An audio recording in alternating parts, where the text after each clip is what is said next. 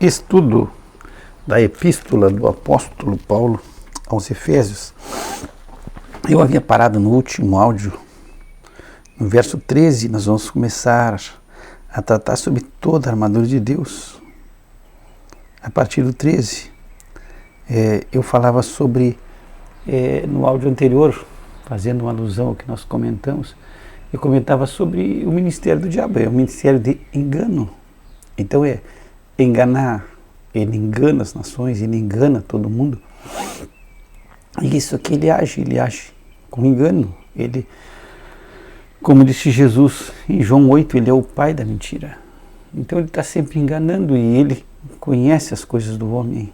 E ele trabalha com aquilo que nós temos dentro de nós. Se tu pegar também Efésios, no capítulo 2, Paulo diz que, a partir do verso 2, diz, no outro tempo nós andávamos segundo o curso desse mundo, que o curso desse mundo é rebeldia contra Deus, é contrário a Deus, porque o mundo está sob o controle do maligno. Aí depois, Paulo diz, segundo o príncipe da potestade do ar, segundo o que Satanás está ditando para o mundo. A rebeldia, ou se levantar contra Deus, ou levantar outros deuses, adorar os céus, adorar as estrelas, adorar o homem, mas distanciar o homem de Deus, do Deus verdadeiro, do Deus trino. E depois ele fala, fazendo a vontade da carne, dos pensamentos, essa carne é essa natureza nossa caída que é contrária à vontade de Deus, que é contrário, ele é caído, ele já age em contra aquilo que Deus deseja. Então nós herdamos essa natureza que é contrária a Deus.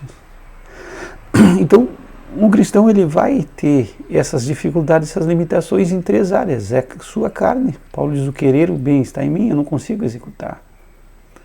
A minha carne me atrapalha, essa natureza caída que eu tinha, que é rebelde contra Deus. E aí eu não consigo fazer o que eu quero, porque a minha carne me impede. Eu quero fazer a vontade de Deus, mas eu não consigo, porque o bem não habita em mim. É isso que Paulo fala. Depois, se tu quiser dar uma olhada no capítulo 7 de Romanos, a partir do verso 15, Paulo começa a falar sobre essa natureza. A minha carne não tem bem algum. A nossa natureza que nós herdamos pelo pecado de Adão é uma natureza contrária a Deus. E é nessa natureza que o inimigo atua, é nessa natureza nossa caída. Foi assim que ele levou Adão e Eva à rebeldia, trabalhando nessa natureza nossa, nesse intento nosso de querer ser mais. Embora que tu analisa, Adão, ele era perfeito, ele podia não ter pecado. Adão e Eva foram criados sem essa natureza e eles caem. E aí nós herdamos essa natureza, mas Satanás ele agiu com astúcia, trazendo o homem à rebeldia. E aí nós herdamos essa natureza caída. E está em nós, e é a carne, e ela milita contra o Espírito, ela luta, ela combate contra o Espírito. E aí entra o inimigo, entra Satanás, ele conhece essa natureza nossa, ele é astuto, então ele entra com engano, ele nos conhece, compreende as coisas do homem, não compreende as coisas de Deus. E aí nós temos um curso desse mundo que desfila o que é contrário a Deus, faz um desfile total daquilo que desagrada a Deus, e aí trabalha nessa nossa natureza caída que é tendenciosa a sempre estar contrário ao que Deus diz. Dos 3 adversários que nós temos, que nós estamos lutando, no meu entendimento, o pior de todos é a nossa carne. Eu acho que aí é que se encontra a nossa maior a nossa maior debilidade é a carne. E essa é a nossa tendência às coisas erradas. Porque é nisso que o inimigo trabalha. Então o nosso problema é interno, é o pecado que habita em nós. Eu já falei em outros áudios, o nosso problema o nosso problema não é o nosso entorno, não é falta de educação, não é com educação. Se crê na filosofia do mundo humanista que o problema do homem é um problema de educação, e tenta-se resolver o problema com educação, ou se tenta resolver o problema com divisão, com a maior divisão de riqueza. Então, onde poderia ser o problema a pobreza, educação, quem sabe o problema do homem é a injustiça, é a falta de justiça, de equidade social, ou justiça social, e aí se tenta nesse meio resolver os problemas do homem, mas o problema do homem não é o seu entorno, não é falta de educação, não é falta de justiça social, não é falta de oportunidade, não é falta de distribuição de renda. O problema do homem é o pecado, e isso não está fora, é interno. E isso não se trata. E o inimigo não quer que trate o problema, porque o único tratamento é Cristo. É tu e o nosso amado Senhor Jesus Cristo, é o único que resolve o nosso problema com o pecado e nos reconcilia com Deus. Então, o inimigo tenta, no engano, não, com mais justiça social o homem vai ser melhor, e não é. E os homens com mais educação vão ser melhor, e não são, porque o pecado habita dentro. E aí, melhor distribuição de renda, e não muda, e a sociedade não muda. Então, nós temos esse problema, e é um problema interno, e eu creio, na minha concepção, o nosso problema maior é a nossa carne, é a nossa tendência ao pecado e a desobedecer a Deus. Esse é o nosso maior problema, porque aí é que o mundo trabalha, aí que Satanás trabalha e seus demônios trabalham.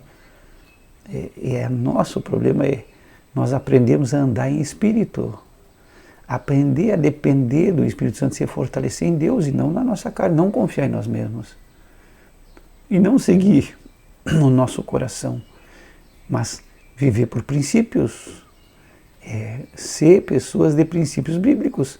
Isso vai ser a diferença, e não obedecer ao nosso coração, o que nós sentimos, o que nós queremos, ou viver uma vida para proveito próprio, que é contrário à palavra de Deus, é totalmente contrário, é antibíblico, não é bíblico viver para ser.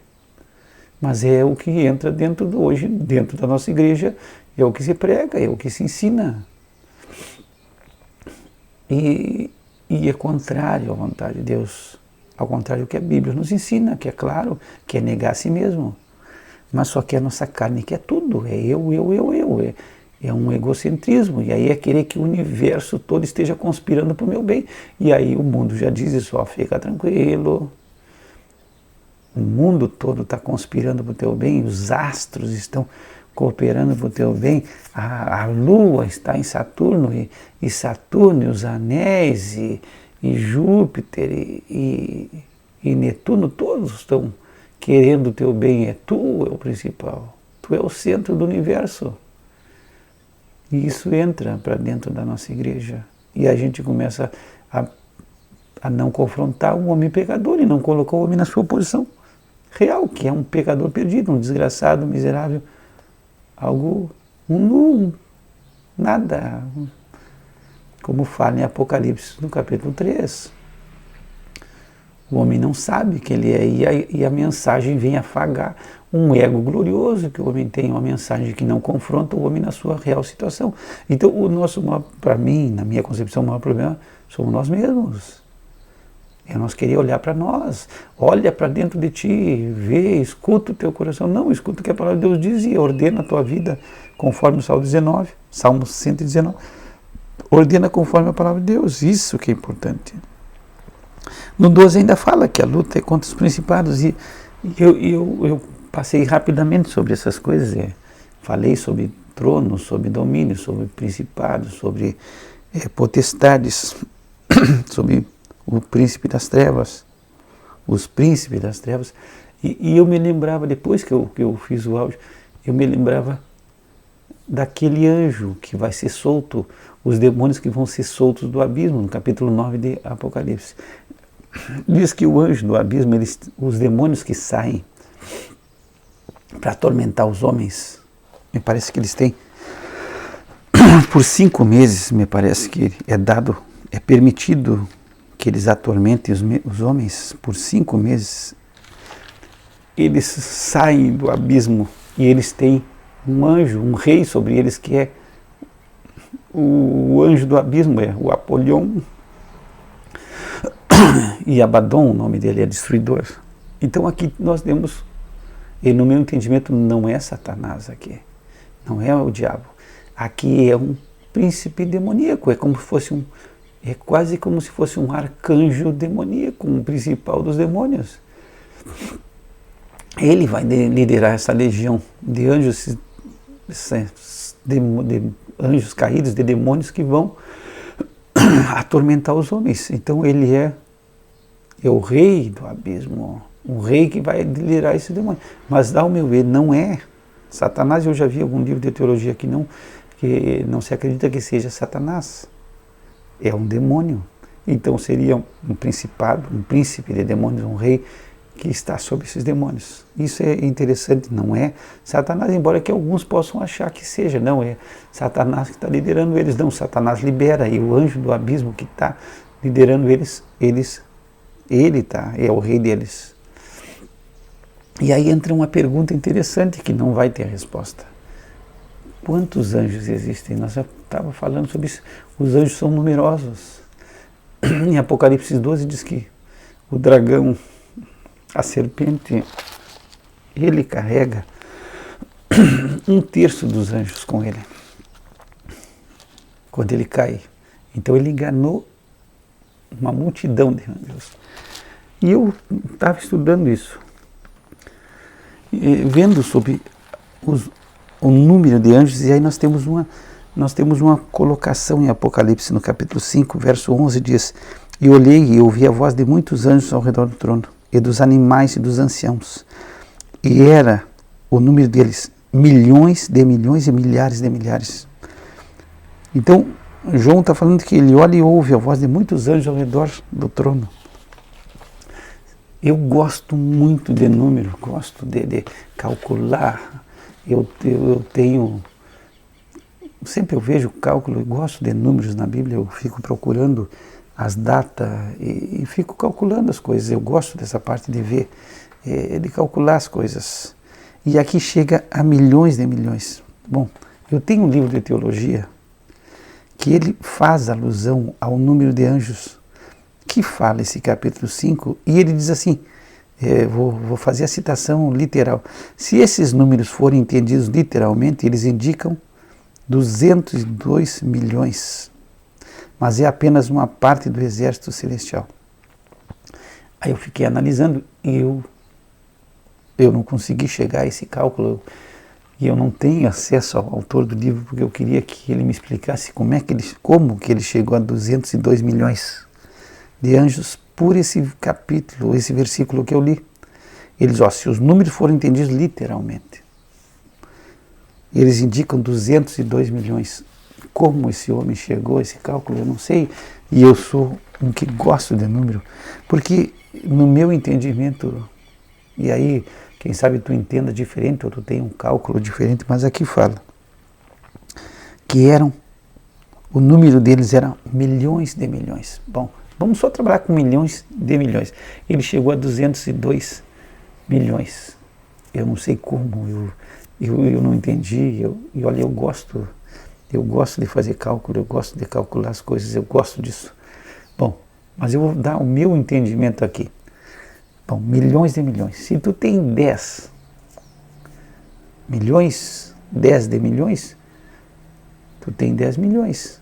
Se tu tem 1000 de milhões, se tu botar 1000 milhões um ao lado do outro, tu vai ter 1 bilhão, no meu raciocínio lógico. Se tu tem 10 de milhões, aí tu bota 10 coluninhas de milhões, tu vai ter 10 milhões. Se tu botar 1000 coluninhas de 1 milhão, um atrás do outro, faz uma fila. Aqui tem 1 milhão, aqui tem 1 milhão, aqui tem 1 milhão, e aí tu faz 1000 filas, tu vai ter 1 bilhão, no meu raciocínio. Agora tu pega uma coluna de 1 milhão, e tu faz 1.000.000 de colunas, tu vai ter mais de 1 trilhão. Tu vai ter 1 trilhão. Então, no meu raciocínio lógico aqui, eu nem estou entrando nos milhares nem milhares, mas estou entrando na coluna só. Tu tem uma coluna de 1.000.000. Tu tem 1.000.000. Tu tem 10 coluninhas de 1.000.000, tu tem 10 milhões. Tu tem 1.000 coluninhas de 1.000.000, de 1.000.000, tu tem 1 bilhão. Agora tu tem 1.000.000 de colunas de 1.000.000, tu tem 1 bilhão, 1 trilhão, me perdoa, 1 trilhão. Mas aqui fala em milhões de milhões. Então é inumerável, é um cálculo, são seres inumeráveis, é quase como dizer, como as estrelas do céu. São incontáveis. E por isso que muitas vezes a Bíblia usa o termo grego miríades de miríades, quer dizer, é um número incontável de seres celestiais. Então, eu só faço alusão porque eu li, eu estava pesquisando, e li 202 milhões. Como se chegou a isso? Eu não tenho nem ideia. Mas no meu cálculo lógico, e se tu tiver outro cálculo melhor do que o meu, pode mandar, eu vou estudar. Mas aqui se chega a um número incontável de trilhões de anjos. E aí, por que eu estou querendo entrar nisso? Raciocina aqui, 1/3 desses milhões de milhões caíram com Satanás, foram enganados por Lúcifer. Muitos estão no abismo, muitos estão aprisionados e muitos estão agindo na terra, estão agindo com Satanás, estão livres. Então é uma quantidade de anjos eleitos incontáveis, e uma quantidade de demônios também inumeráveis, porque, vamos voltar aqui ao raciocínio, esses anjos que estão ao redor do trono, que são inumeráveis aqui, que são milhões de milhões, são anjos de Deus, são os anjos santos, os anjos eleitos, não são os demônios. Então, o entendimento que eu quero que tu chegue é que nossos adversários são inumeráveis também, embora que os anjos são um número incalculável, os anjos eleitos. Os demônios são muitos e muitos e muitos e muitos.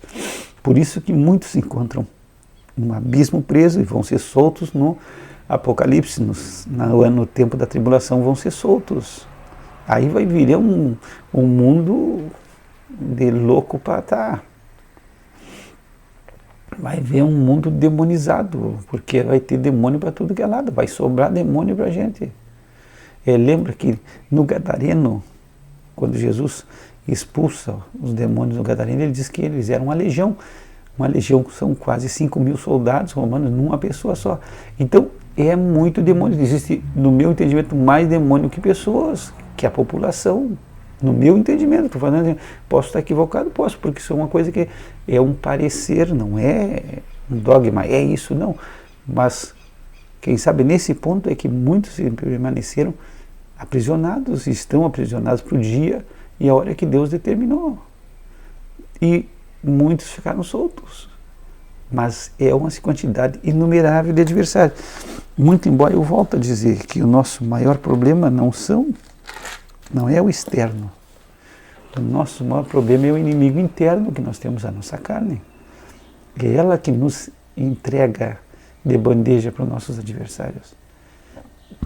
Essa tendência nossa é contrária à vontade de Deus, que nos entrega de bandeja para o nosso inimigo.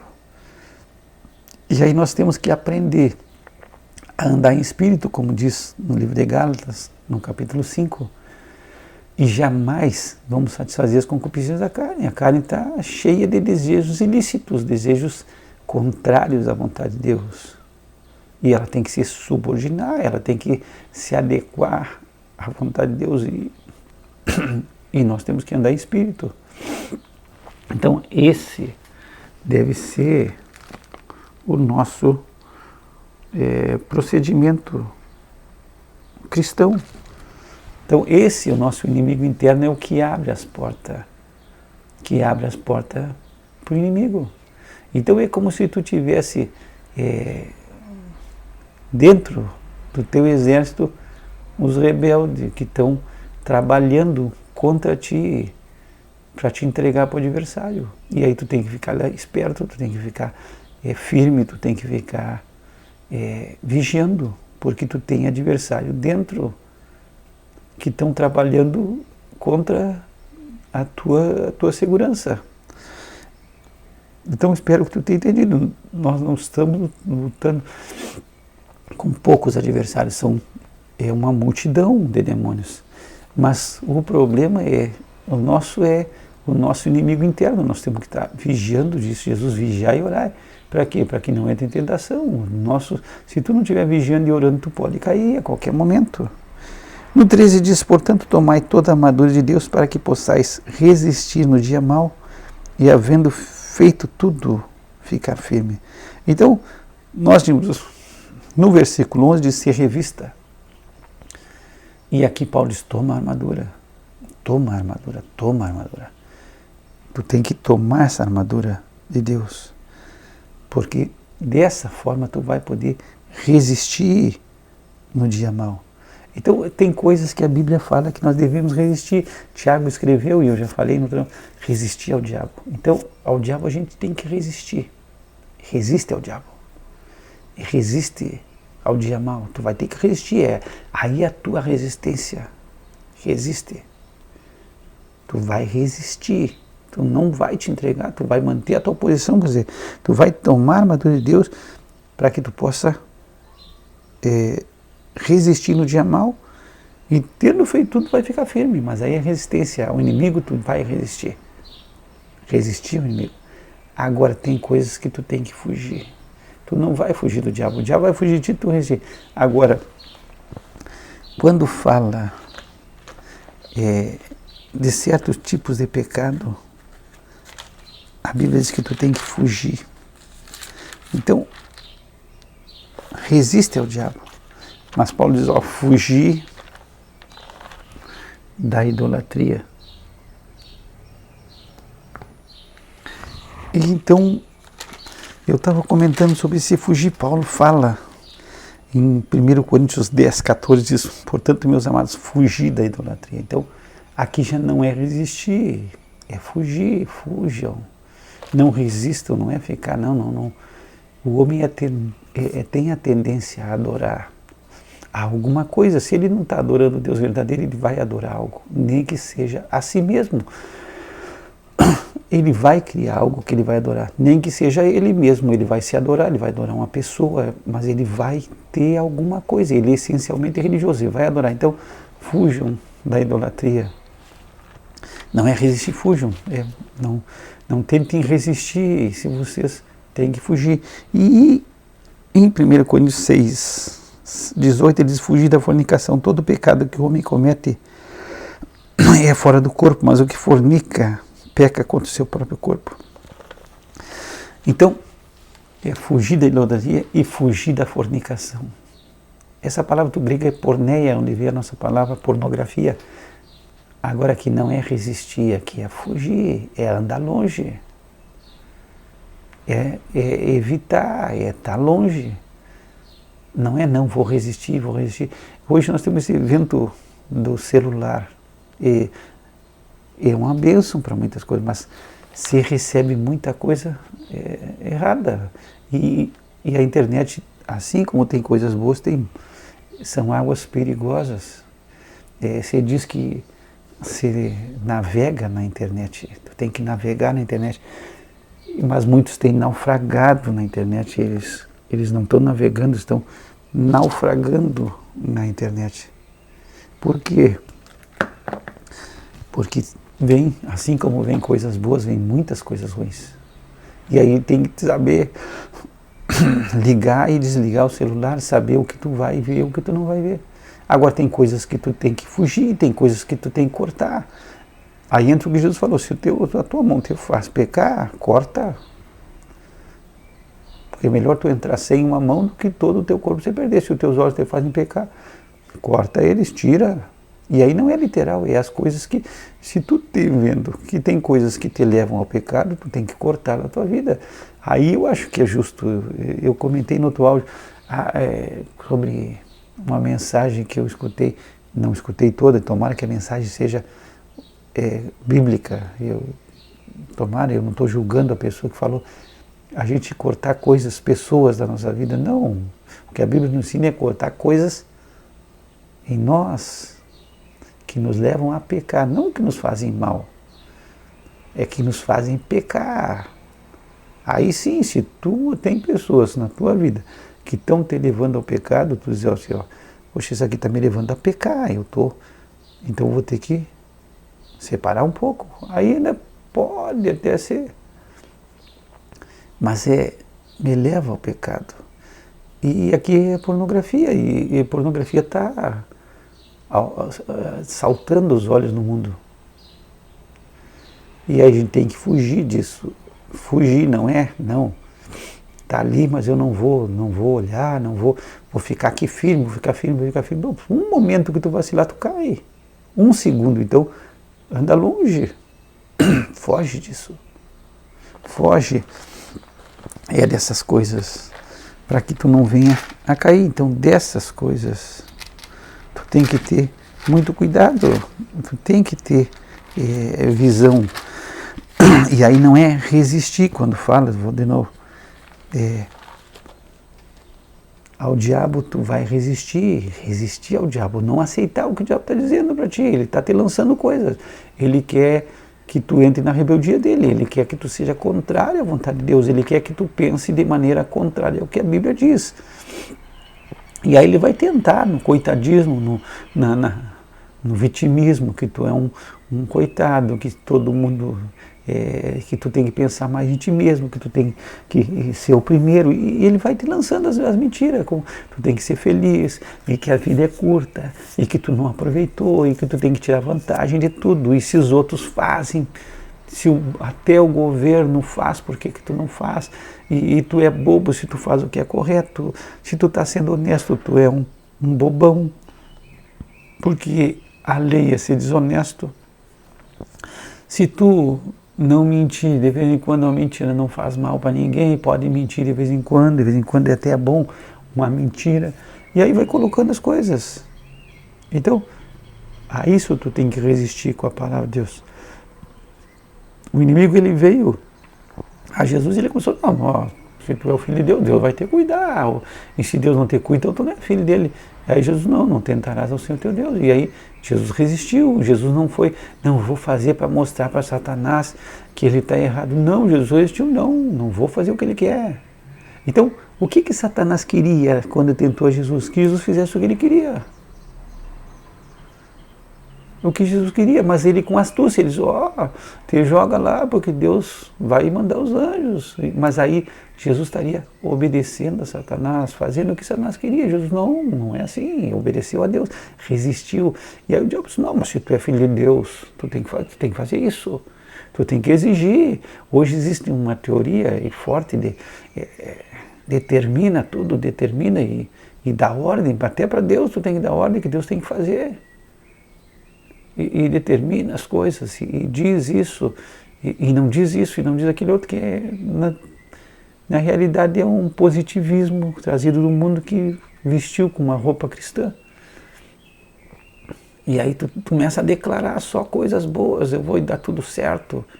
Nem sempre vai dar certo, mas vai sair como Deus quer, o que Jesus disse, faça-se a vontade de Deus. Quem sabe Jesus ali diante do Calvário disse assim, começa a falar palavras positivas, que aí tu não vai para a cruz, não, Jesus disse assim, se for possível, passa de mim esse cálice, mas não é o que eu quero, é o que tu quer, faz como tu quer. Então, às vezes a gente vai ter umas perdas terríveis na nossa vida, às vezes as coisas vão acontecer na nossa vida, mas o propósito de Deus e o plano de Deus tem que se cumprir, muitas vezes não é como nós queremos, mas é orar para que seja como Deus quer. Então não adianta tu ficar determinando e dando ordem e falando coisas positivas que não vai resolver. Tem que aprender. Se Deus estiver te tratando contigo, ele vai te quebrar, não tem problema.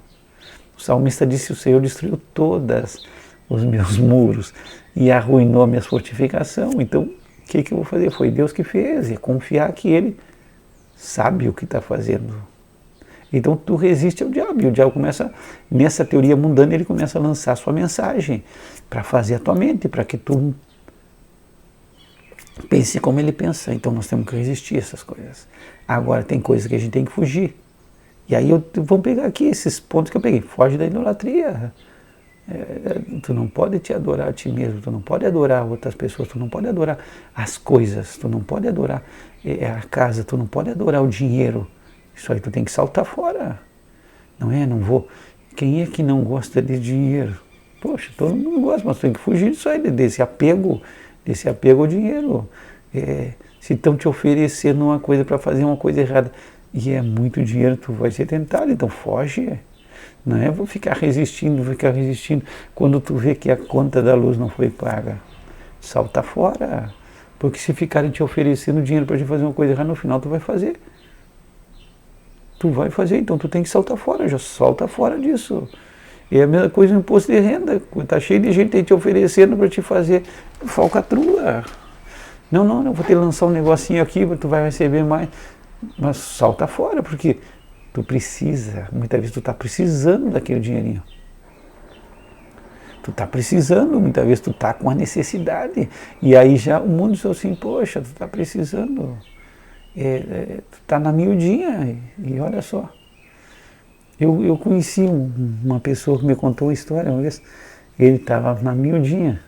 E aí, no trabalho, ele tinha um trabalho de segurança.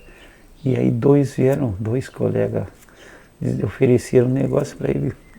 Tá vendo? Nós estamos vendo aí que tu está meio apertado, nós temos um negócio aí que dá certo. E aí ele disse, não aceitou. Graças a Deus não aceitou, resistiu. E aquelas duas pessoas estavam bem, ganhando bom dinheiro ilícito, só que por um cargas d'água. Alguma coisa deu errado no negócio deles, eles apareceram mortos depois de um tempo. E essa pessoa que resistiu, porque se ele fica ali e ele chega em casa, e aí a família precisa, ele vê que o filho precisa, a mulher precisa, e ele não tem de onde tirar, e aí tem a oferta, então tem que fugir disso, fugir da conversa. Então, foge da idolatria, seja dinheiro, seja o que for, foge da fornicação, da pornografia.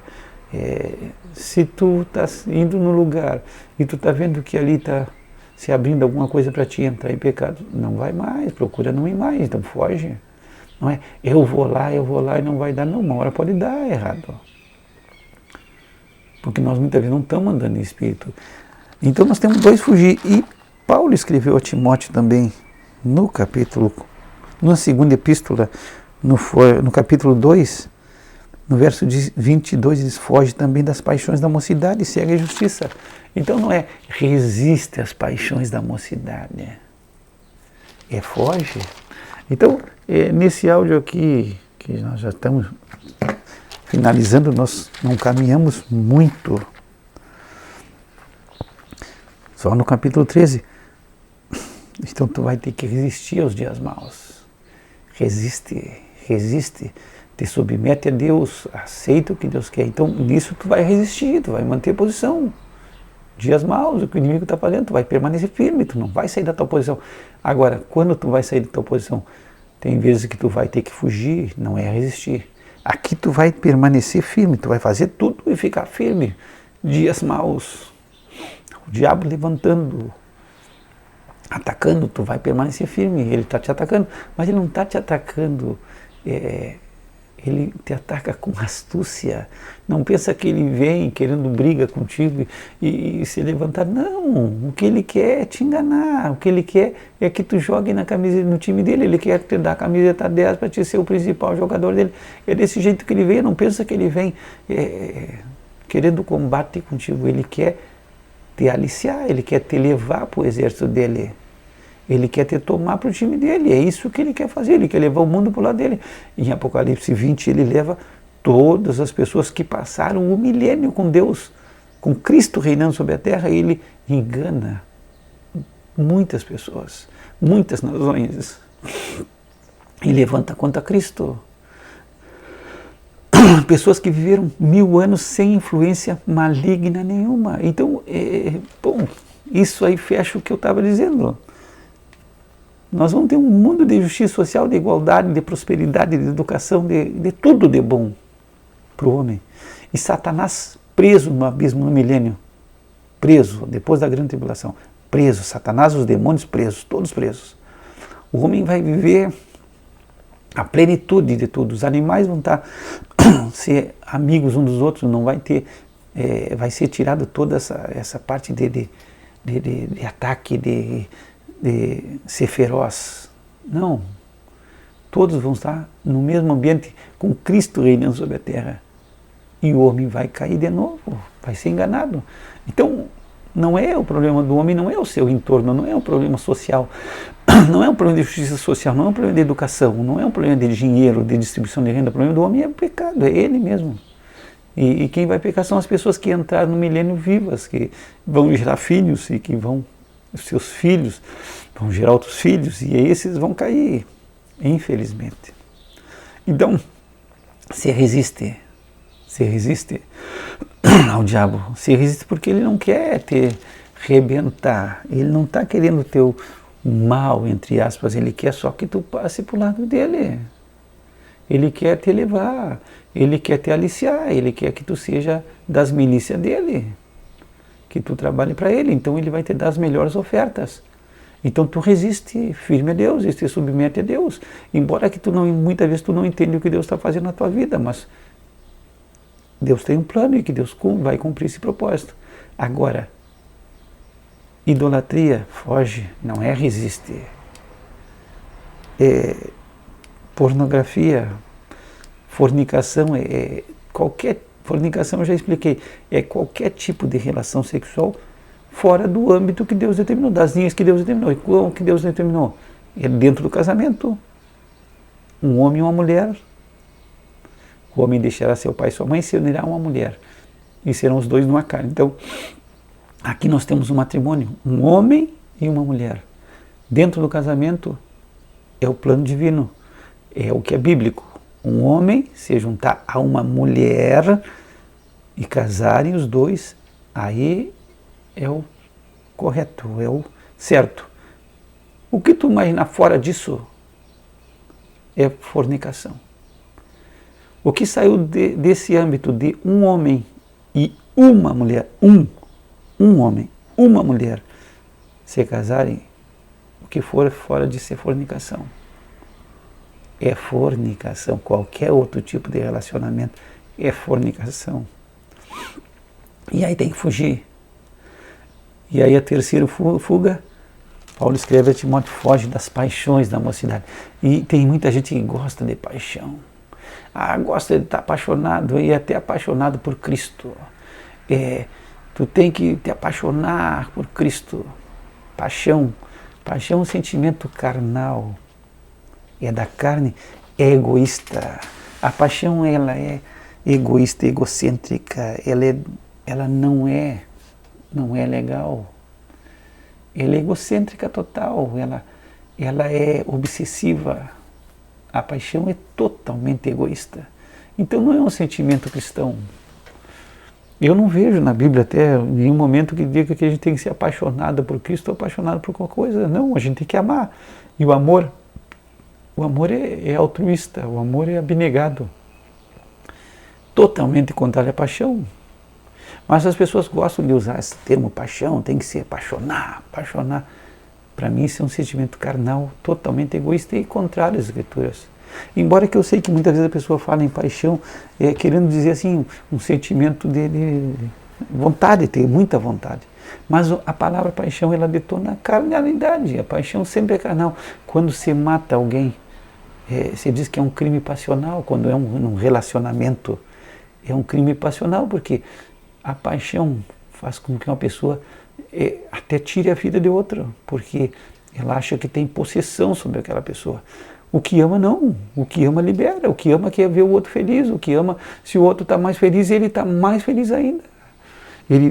O amor não busca o seu próprio interesse, e agora a paixão busca só o seu próprio interesse. Então eu sou totalmente contrário, até que me prove isso, que eu estou errado, eu sou totalmente contrário a esses termos quando você usa em pregação, paixão, e tu está apaixonado, e tu tem que ter paixão. Não, a paixão é egoísta, tu acha que tu é único, tu acha que Deus não vai fazer nada sem ti. Não, tu não é único, tu é preterível. Deus pode colocar outra pessoa. Então o que eu faço? Deus pode colocar outra pessoa que faz muito melhor do que eu. Então eu não sou insubstituível no reino de Deus. Muitas vezes a paixão faz com que a gente ache que a gente não, eu tenho que estar ali, porque se eu não estiver ali, Deus não vai agir, ou é porque sou eu. Então o amor não, o amor faz eu ver os outros, e a paixão faz eu ver só eu mesmo. Então foge das paixões da mocidade. Eu acho que essa é a ideia. Agora, até que me prove o contrário, para mim paixão é furada, é totalmente equivocado. Pai, nós te damos graça pela tua palavra, e que o teu Espírito Santo esteja nos levando a uma doutrina correta e perfeita, que traga glória ao teu nome, através de Cristo Jesus. Que o Senhor te abençoe e te guarde, que o Senhor faça resplandecer sobre ti o seu rosto e tenha misericórdia de ti, que o Senhor levante seu rosto sobre ti e te dê a paz, graça e paz da parte de Deus nosso Pai e do Senhor Jesus Cristo.